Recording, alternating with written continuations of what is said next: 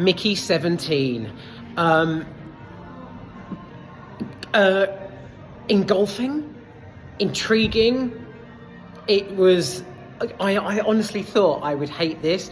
When I first saw the trailer or the poster for Mickey 17, I was like, oh God, here we go. It's going to be one of those like Happy Death Day. Like, oh shit, I've been shot. She comes back, you know.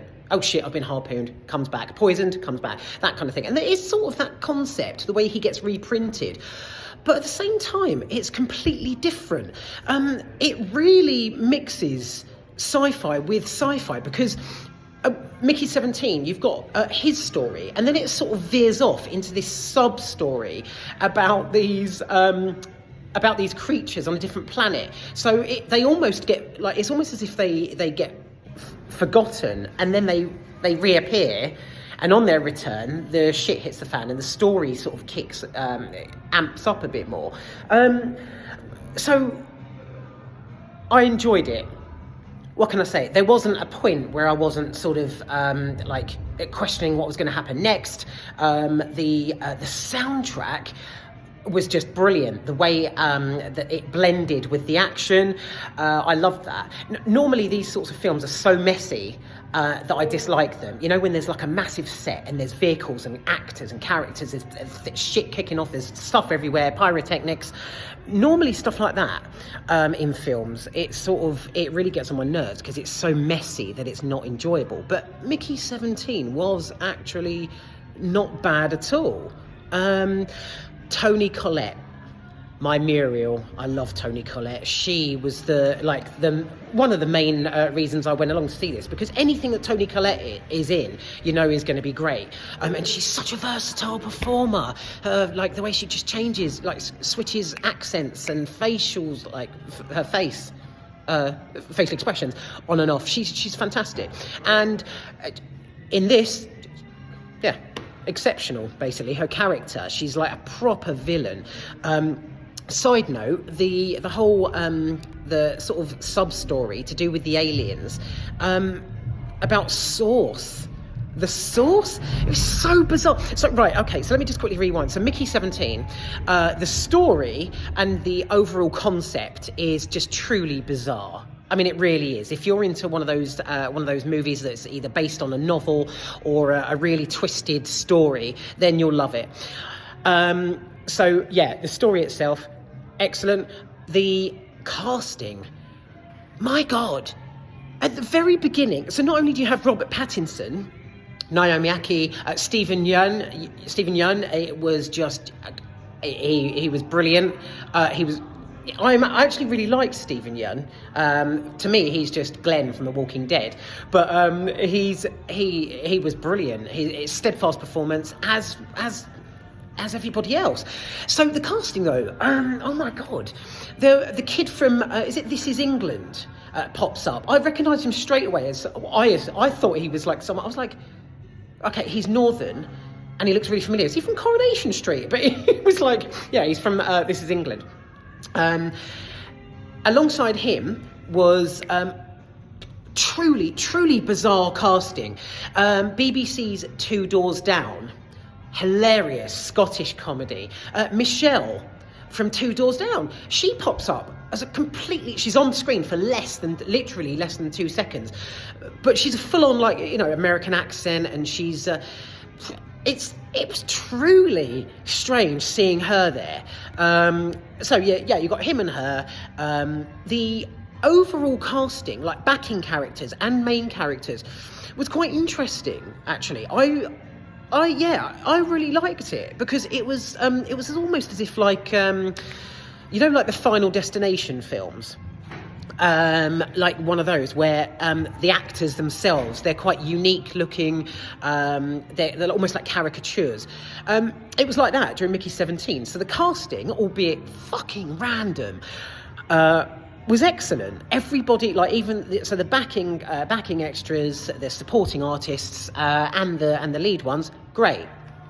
Yeah, so that's good. So you got the story, you got the casting, and like I mentioned just now, the soundtrack was excellent. The sort of real like pitch tones, the booming music accompanying the sort of the action that was going on.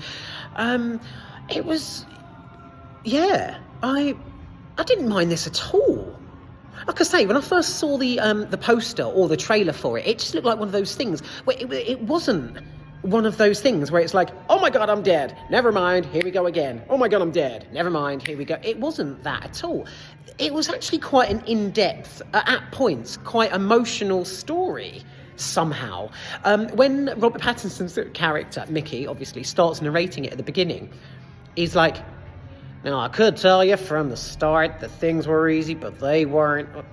Well, he wasn't Texan, but you know, he starts talking about it, and I was like, "Where's this going?" Because his character's kind of sloppy. You know, I mean, what's an extreme term of like over geeky, like beyond geek? So he starts talking, and I was like, "Oh fuck, here we go."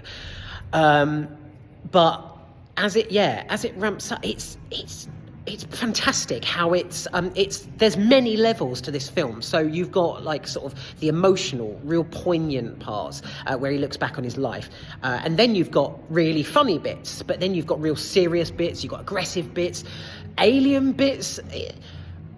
This incorporated absolutely everything, like almost everything in cinema. The soundtrack, the casting, the story itself, the levels, the entertainment. Why did I like this? But like, yeah, I did have to sit there seriously at one point and like, well, I mean, I knew it was him, but I had to sit there and sort of think, is that Edward Cullen from Twilight? It is, isn't it? It's really strange. He's either a fucking brilliant actor, character actor, or this was a complete chuck down the career ladder for Robert Pattinson. Because, yeah, it's like going from Michael Bublé to Mr. Bean. Okay, so, what else can I comment on? I think I've done it. Oh, very, very lengthy. So, yeah, Mickey 17 might sort of get your arse going numb halfway through, because it's one of those where, although it hits hard on many different levels and it's very entertaining, it does drag. There's a point, actually, I sort of clicked at a point where I was like, right, okay, this is getting a bit much. So, but that aside, brilliant. And like I say, the casting, yeah, great. Toni Collette, oh God, if she wasn't like the villain, the president's wife, would this have been shit? I don't think so. Not one actress can like bolt up the entire film, but yeah, I'm so glad she was in it. She's just like captivating. She really is. So what else? Yeah, that's it. Soundtrack, story, characters, but goes on for too long. Yeah, give Mickey 17 a go, definitely. But it is, yeah, the way it's split into like the story with the aliens, it was sort of, yeah, it's one of them, like where the sort of it meanders off a little bit into like a sci-fi subplot, but then it pulls back to the people. The aliens were forgotten about. Then the aliens returned. So it was like, yeah, it's lengthy and it's very in depth, but it's entertaining. Yeah.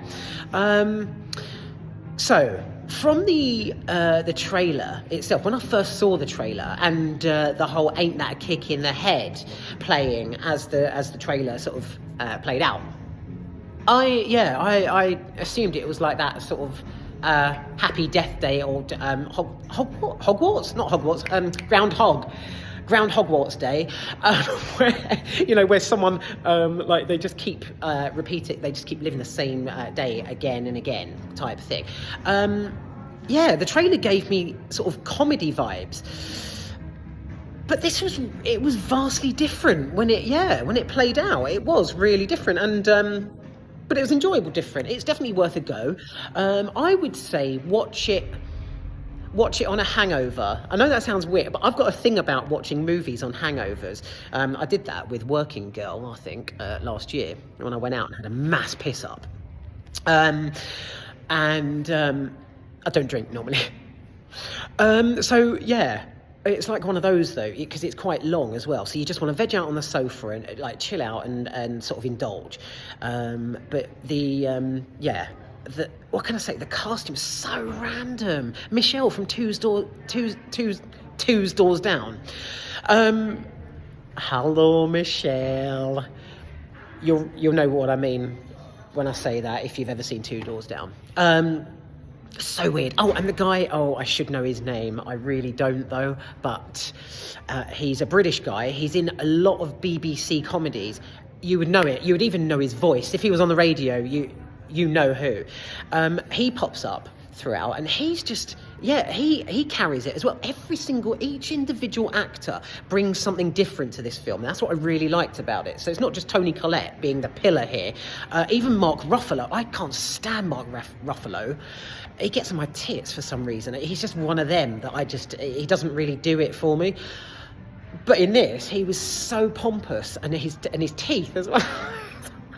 He was brilliant, absolutely brilliant. So yeah, Mickey 17, give it a go. It's way too long, but it's very, very entertaining in parts. And soundtrack, casting, comedy, emotion. Oh, and Toni Collette. I haven't mentioned her, have I? That's all I've got, really. Would I sit through it again? No. Because, as mentioned, it's too long. There's no way. I think once is enough, because you know exactly how it's going to pan out, and it's not it's sci-fi, and it's dystopian, but not to the point of like buying it on DVD and like devouring again and again and again. Do you know what I mean? I think that sums it up.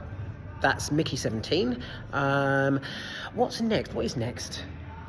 Oh God, I was going to see Marching Powder, but I'd rather just march straight out fucking cinema than sit in front of that.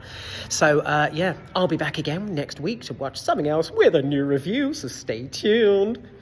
Oh, thank fuck no one's around. I sound like a right twat. I'll be back.